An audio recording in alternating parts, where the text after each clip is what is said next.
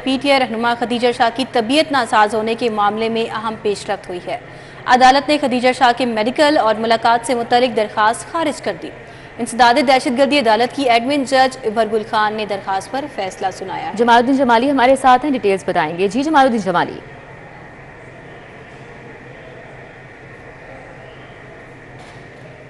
जमालुद्दीन जमाली से हमारा राब्ता मुनक़ता हुआ है। इंसदाद दहशतगर्दी अदालत की एडमिन जज इबरगुल खान ने दरख्वास्त पर फैसला सुनाया है और वकील की जानिब से ये कहा गया कि मीडिया पर खदीजा शाह की तबीयत नासाज होने की खबरें चल रही हैं। खदीजा शाह की तबीयत नासाज होने की खबरें सुनने से फैमिली परेशान है। अदालत ने रिमार्क्स दिए कि दरख्वास्त टीवी पर चलने वाली खबरों की बुनियाद पर दायर की गई है। खबरों में सब कुछ सच नहीं होता, प्रोपेगेंडे पर तवज्जो ना दें।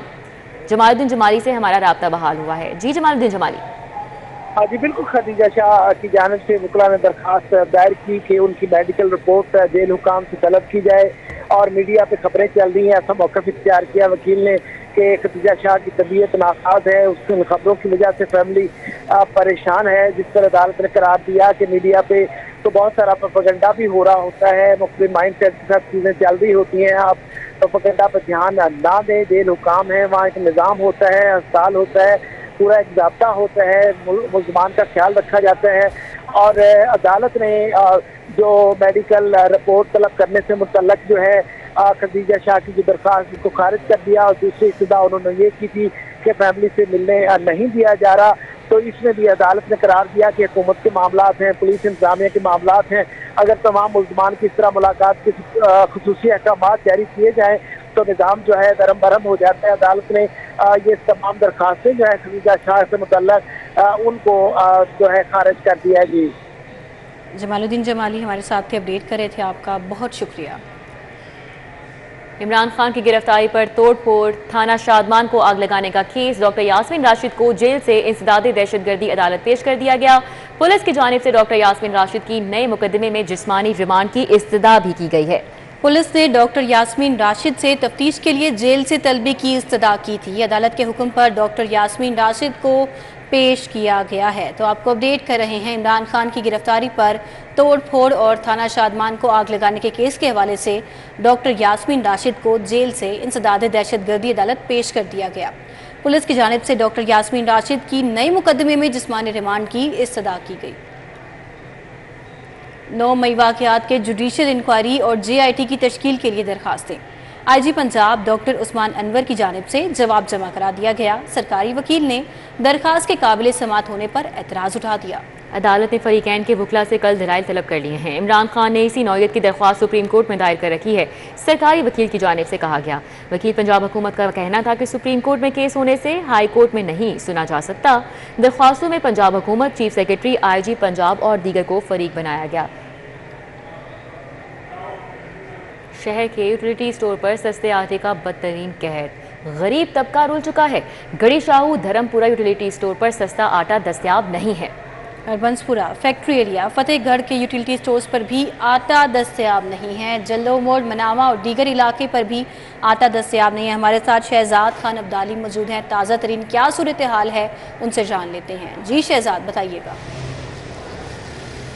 बिल्कुल, मजमूई तौर पर अगर देखा जाए तो कई हफ्तों से शहर के यूटिलिटी स्टोर सस्ते आटे से खाली पड़े हैं। इस वक्त हम गढ़ी शाहू यूटिलिटी स्टोर पर मौजूद हैं। यहाँ पे भी आज सस्ते आटे की सप्लाई नहीं पहुँची, जबकि इसके करीबो जवार में जो मुख्तलिफ इलाके हैं, इन इलाकों में Dharmpura utility store, railway headquarters Garhi store utility store, इसके साथ साथ हरबंसपुरा फैक्ट्री एरिया, फतेहगढ़, जल्लो मोड़, ठोकर न्याज बेग, वहादत रोड और गुलबर्ग के मुतअद्दिद इलाके शामिल हैं जहाँ पे सस्ते आटे का नामो निशान मौजूद नहीं है। इसके अलावा अल्ताफ़ कॉलोनी, रेंजर हेडक्वार्टर, इसके साथ साथ निज़ामाबाद और LDA ताजपुरा स्कीम में वाक़े यूटिलिटी स्टोर पर भी सस्ता आटा दस्तयाब नहीं है। ख़वातीन सुबह सवेरे रोज़ सस्ते आटे की उम्मीद लिए शहर के यूटिलिटी स्टोरों का रुख करती हैं, लेकिन जो है वो सस्ता आटा हासिल नहीं कर पाती और इस हवाले से इंतज़ामिया भी लाइलम होती है कि सस्ते आटे की सप्लाई कब आएगी। ये बात इंतज़ामिया को भी चूँकि मालूम नहीं होती, इसलिए इंतज़ामिया भी सार्फिन को कुछ बताने से कासिर रहती हैं।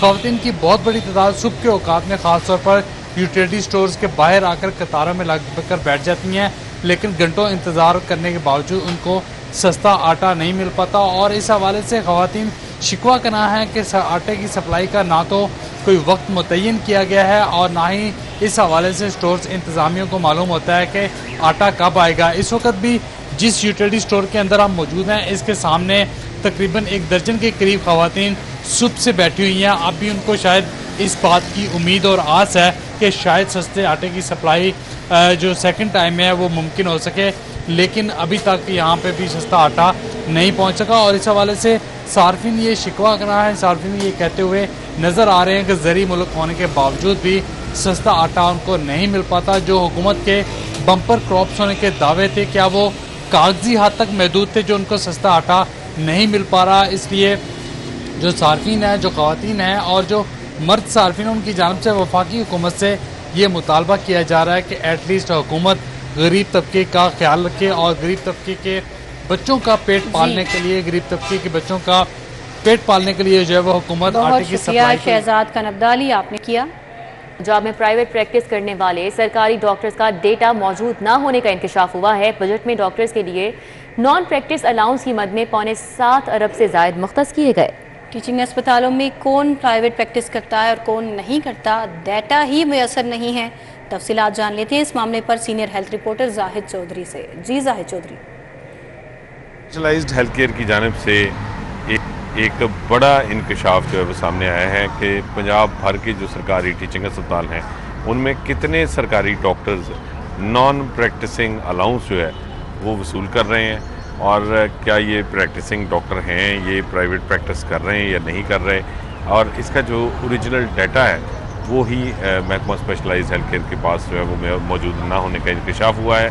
और महकमा स्पेशलाइज्ड हेल्थ केयर ने अब ह्यूमन रिसोर्स मैनेजमेंट में अपनी इस बदतरीन जो नाकामी या जो लापरवाही या जो गफलत है उसको छुपाने के लिए तमाम टीचिंग अस्पतालों के सरबराहान के नाम एक मरासला अरसाल किया गया है, जिसमें यह कहा गया है कि सालाना जो है वो 7.25 अरब रुपए से ज़ायद जो है वो नॉन टीचिंग अलाउंस जो है, नॉन प्रैक्टिसिंग अलाउंस की मद में जो है वो खर्च किया जा रहा है, बजट में मुख्तस हो रहा है। लेकिन कितने डॉक्टर्स जो हैं वो प्राइवेट प्रैक्टिस नहीं करते और ये अलाउंस ले रहे हैं, और कितने डॉक्टर्स हैं जिनको जो है वो प्रैक्टिस के साथ ये अलाउंस मिल रहा है। तो इसके कवायद जो है वो फौरी तौर पर फराहम किए जाएँ। अब टीचिंग अस्पतालों से जो है वो ये डाटा मांगा जा रहा है कि कितने डॉक्टर्स हैं जो ये अलाउंस ले रहे हैं, उनको ये अलाउंस जो है वो बाकायदगी से अदा किया जा रहा है। और लेकिन उसके साथ साथ वो नॉन जो प्रैक्टिसिंग अलाउंस है वो लेने के साथ जो है उन्होंने कोई एफिडेविट जमा नहीं करा रखा और वो प्राइवेट प्रैक्टिस भी कर रहे हैं। तो इस हवाले से अब ये हदायत की गई है इस मरासले में कि टीचिंग अस्पताल जो हैं वो हर डॉक्टर से जो है इस हवाले से जो है वो अंडरटेकिंग भी लें, उनसे बयान हल्फी लें। अगर वो प्रैक्टिस नहीं कर रहे तो उस सूरत में जो है वो उनका नाम फिर नॉन प्रैक्टिसिंग अलाउंस के लिए जो है वो रिकमेंड होना चाहिए।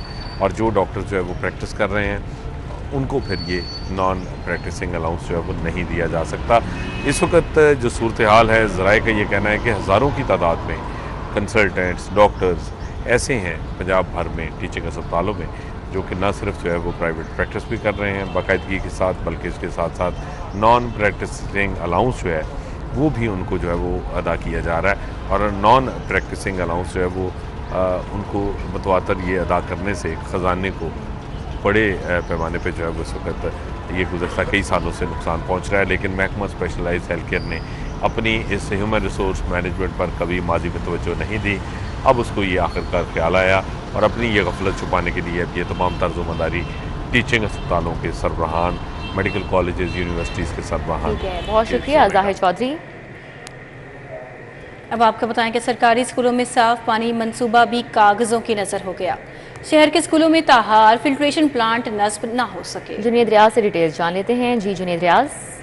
जी, लाहौर के स्कूलों में जो है वाटर फिल्ट्रेशन प्लांट लगाए जाने थे, लेकिन 2 साल से यह मनसूबा इंतबाह का शिकार है। सिर्फ 2 स्कूलों में वाटर फिल्ट्रेशन प्लांट लगाए जा सके हैं, जबकि मजीद 100 स्कूलों में वाटर फिल्ट्रेशन प्लांट ताहार नहीं लगाए जा सके। 2 साल गुजरने के बावजूद ये मनसूबा इंतबाह का शिकार है, की वजह से लागत जो है वो दोगुना हो गई है। जहाँ पर 5-5 लाख रुपए लगने थे वहाँ पर अब 10-10 लाख रुपए जो है फीस मांगे जा रहे हैं। और इस हवाले से एजुकेशन अथॉरिटी का कहना है कि आप वो खुद नहीं बल्कि वासा इंतजामिया की मदद से जो है वो वाटर फिल्ट्रेशन प्लांट लगाएंगे। और इस हवाले से वासा के साथ जो मुशावरत का अमल है वो शुरू कर दिया गया है। जी जुनेद रियाज, आपका बहुत शुक्रिया, आपने अपडेट किया।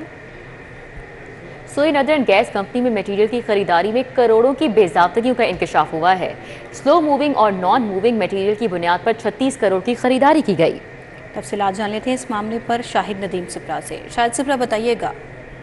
जी बिल्कुल, ये सोई नॉर्दर्न गैस कंपनी में मटेरियल की खरीदारी में करोड़ों रुपए की बेज़ाब्तियों का इंकशाफ हुआ है और रिपोर्ट में इस बात की निशानदेही की गई है कि कंपनी ने इजाफी मटेरियल खरीदारी की, जिसकी वजह से स्लो मूविंग और नॉन मूविंग की मटेरियल की बुनियाद पर 36 करोड़ रुपए की खरीदारी अमल में लाई गई। ये न सिर्फ कंपनी जो है उसको जो फंड्स हैं वो मुंजमद हुए, बल्कि उसके साथ साथ ये मटेरियल किसी भी जगह इस्तेमाल नहीं किया गया। तो ऑडिटर जनरल ऑफ पाकिस्तान की रिपोर्ट में ये कहा गया है कि इस मटेरियल की ज़रूरत नहीं थी, कंपनी ने गैर ज़रूरी तौर पर यह खरीदारी की है और उसकी बुनियाद पर करोड़ों रुपए के फंड मुंजमद रहे, जिस पर सोई नॉर्दर्न हुकाम की जानिब से मौक़िफ़ दिया गया है कि 15 करोड़ रुपए के जो मटेरियल की खरीदारी है वो ऑपरेशनल मामला चलाने के लिए किए गए, जबकि 9 करोड़ रुपए ऐसे हैं जिसका सोई नॉर्दर्न गैस कंपनी जवाब नहीं दे सकती। जी ठीक है, बहुत शुक्रिया शाहिद सिप्रा।